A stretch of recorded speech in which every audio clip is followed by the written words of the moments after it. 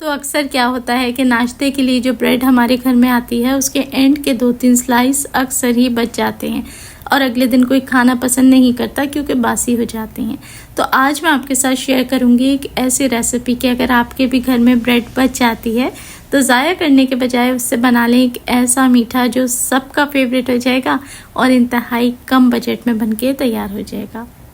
बिस्मिल्लाहिर्रहमानिर्रहीम, अस्सलाम वालेकुम and welcome back to my YouTube channel. मैं हूँ सिद्रा और आज हम बनाएंगे बहुत ही मज़ेदार सी ब्रेड पुडिंग, एकदम परफेक्ट।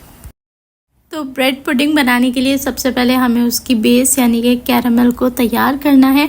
आज की इस वीडियो में मैं आपको सारी टिप्स दे दूंगी कि परफेक्ट कैरामल जो कड़वा भी ना हो, खूबसूरत कलर भी ले, वो किस तरीके से तैयार किया जाता है। और अगर आपसे पुडिंग डीमोल्ड नहीं होती या फिर चिपक जाती है या फिर कच्ची रह जाती है तो सारी टिप्स आपको दूंगी। इंशाल्लाह 1 गो में बिल्कुल परफेक्ट रेसिपी आप तैयार कर लेंगे। तो कैरामल बनाने के लिए लिया है यहाँ 4 चम्मच चीनी और उसको बिल्कुल धीमी आंच पे कैरामलाइज कर लेना है। साथ ही आपने शुरू में ही ऐड कर देना है उसमें 2 टेबलस्पून के जितना पानी। और जैसे ही चीनी इतनी मेल्ट हो जाए कि ये हल्का सा गोल्डन कलर ले लेना तो आपने इसके अंदर ऐड कर देना है 3 से 4 ड्रॉप्स लेमन जूस के। अच्छा, ये एक टिप है जिससे आपकी जो शुगर है वो कभी भी कैरामलाइज नहीं होगी और इसके अंदर क्रिस्टल्स नहीं बनेंगे। प्लस ये कि इसका जो कलर है ना वो 1 टोन निखर जाएगा। तो बस आपने क्या करना है, इसको इतना ही पकाना है कि बिल्कुल लाइट सा हनी के कलर पे आ जाए। बहुत ज़्यादा डार्क अगर आप कैरामल को कर लेंगे तो एक तो वो कड़वा भी हो जाता है और दूसरा ये कि फिर वो दिखने में भी खूबसूरत नहीं लगता। तो बस आपने इसको जिस मोल्ड में आपने पुडिंग को बेक करना है, स्टीम करना है, उसकी बेस में आप ऐड कर दें।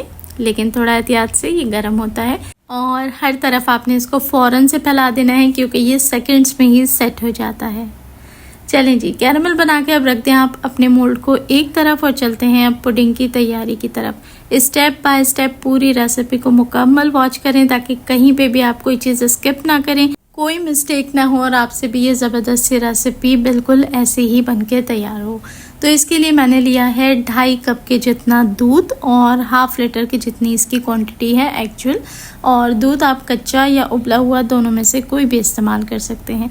अच्छा, दूध को अच्छे से गर्म करें और इसके अंदर शामिल कर दें 1/3 कप की जितनी चीनी। और चीनी ऐड करके आपने इसको इतना अच्छे से पका लेना है, मिक्स कर लेना है कि चीनी मुकम्मल तौर पर मेल्ट हो जाए। अब इसके अंदर आपने 2 से 3 टेबल स्पून के जितना ऐड करना है बटर। वैसे तो आप 100% कोशिश करेंगे बटर ही ऐड करें, लेकिन अगर बटर अवेलेबल ना हो तो उसकी जगह आप देसी घी भी ऐड कर सकते हैं। लेकिन जो जायका बटर से आता है वो बहुत ही ज़बरदस्त होता है और ये वो सीक्रेट टिप है, की टिप है, जिससे आपकी जो पुडिंग है ना वो मोल्ड के अंदर चिपकेगी, ना वो डीमोल्ड होते हुए टूटेगी और ना ही उसके अंदर क्रैक्स पड़ेंगे। तो आप एक दफ़ा इस रेसिपी को मेरे तरीके से बनाएं, इंशाल्लाह जायका तो इसका टॉप क्लास होता ही है। और ये ऐसा मीठा है जो बहुत ही कम मीठे के साथ बन जाता है और बच्चों का, बड़ों का, बुज़ुर्गों का, सभी का फेवरेट होता है। तो चलिए जी, इतना अच्छे से इसको पका लें कि इसमें बटर जो है वो अच्छे से मिक्स हो जाए, मेल्ट हो जाए। और फिर सब में आपने स्पून रेगुलरली 1 से 1.5 मिनट तक चलाना है ताकि दूध के अंदर जो बटर है वो अच्छे से मिक्स हो जाए। बहुत ही मिनिमल सी कुकिंग है इस रेसिपी के अंदर, बस इतना ही काम हमने करना है। और उसके बाद आपने चूल्हे से दूध को उतार के रख देना है एक तरफ। अब यहाँ इस्तेमाल कर रही हूँ ब्रेड के मैं 3 अदर स्लाइसेस। अगर कम है आप 2 से भी काम चला सकते हैं, वरना 3 से तो एकदम परफेक्ट बनती है। कॉर्नर्स को हमने ट्रिम कर देना है, उसकी हमें ज़रूरत नहीं है क्योंकि कॉर्नर्स थोड़े से शार्प हो जाते हैं। और अगर तो आप चाहते हैं कि आपकी जो पुडिंग है वो बहुत ही सिल्की, एकदम स्लिपरी सी, सॉफ्ट सी बन के रेडी हो तो कॉर्नर्स को आपने लाजमी ट्रिम करना है। अच्छा, ये पीसेस आप रफली भी काट सकते हैं, मैंने ऐसे इसको क्यूब्स में ऐड कर दिया है। और अब आपने क्या करना है कि ब्रेड के पीसेस दूध वाले मिक्सचर में ऐड कर देने हैं। हल्का से इसे दूध में सोक कर दें ताकि ब्रेड के पीसेस सॉफ्ट हो जाएं, जब तक कि हम करते हैं एक दूसरा स्टेप और उसके बाद ये रेसिपी कंप्लीट हो जाएगी। तो एक अलहदा से बोल के अंदर मैं ऐड कर रही हूँ 3 अदद अंडे आपने अलहदा तोड़ के चेक करके ही ऐड करने हैं ताकि अगर कोई अंडा ख़राब निकल आए तो आपकी बाकी की रेसिपी वेस्ट ना हो। अब जहाँ पर हम बेकिंग में अंडा ऐड करते हैं वहाँ लाजमी है कि हम वनीला एसेंस भी शामिल करें ताकि अंडे की जो टिपिकल स्मेल है वो ख़त्म हो जाए और एक खुशबू सी आ जाए। तो चलें अब इसे ऐसे ही बीट कर लेते हैं।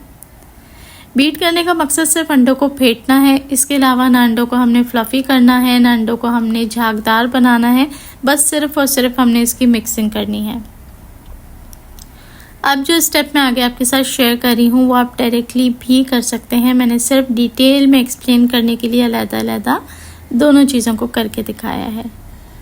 तो ये जो मिक्सचर अब सारा का सारा ब्रेड वाला मैं ऐड कर रही हूँ अंडों के अंदर, आपने अंडे और ये ब्रेड का मिक्सचर दोनों को ऐड करना है इकट्ठे जग ब्लेंडर में और अच्छे से ब्लेंड कर लेना है।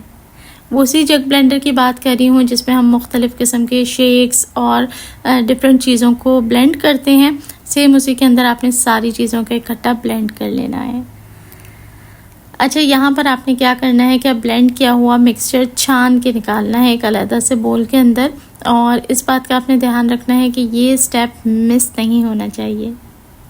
छानने से क्या होता है कि इसमें जो कोई भी बचे हुए पार्टिकल्स हैं या कोई हार्ड चीज़ है या मोटे पार्टिकल्स हैं वो छन्नी के ऊपर ही रुक जाएंगे और सिल्की स्मूथ जो पुडिंग है वो नीचे आ जाएगी, क्योंकि जितना मटेरियल अब नीचे जाएगा वो बेकिंग पे जाएगा और जितना ही स्मूथ और सिल्की मिक्सचर होगा उतनी अच्छी आपकी पुडिंग बन के रेडी होगी। तो इस पुडिंग के लिए आपको किसी भी ओवन की या माइक्रोवेव की ज़रूरत नहीं, चूल्हे पे बना के तैयार करेंगे, बल्कि हम इसको स्टीम करेंगे। तो ये देखें अच्छे से मैंने इसको मिक्स करा।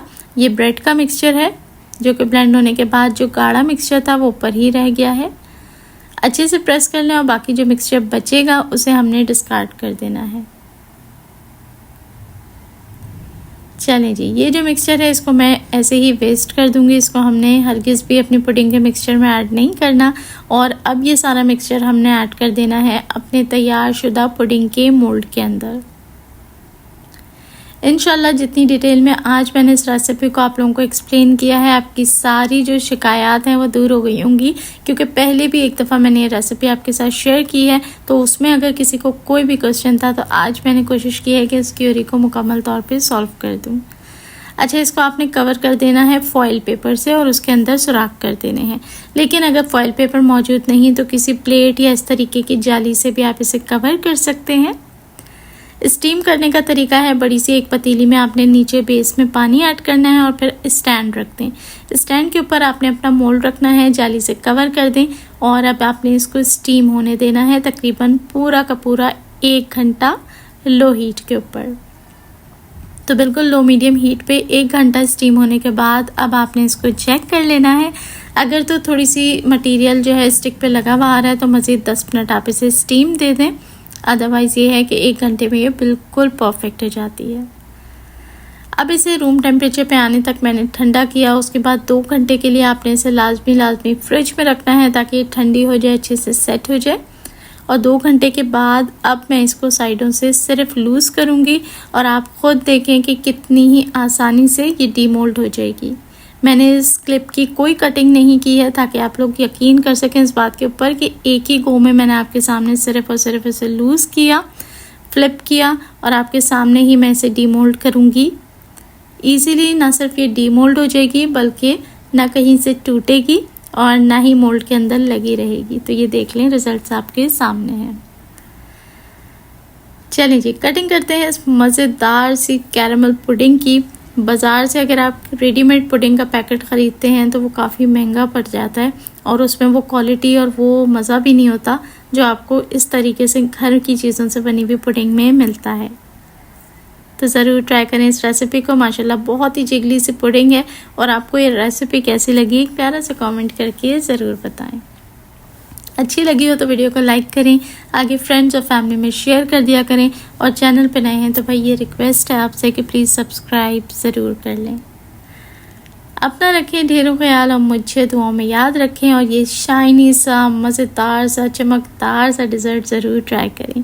देखने वाले सभी लोगों का बेहद शुक्रिया।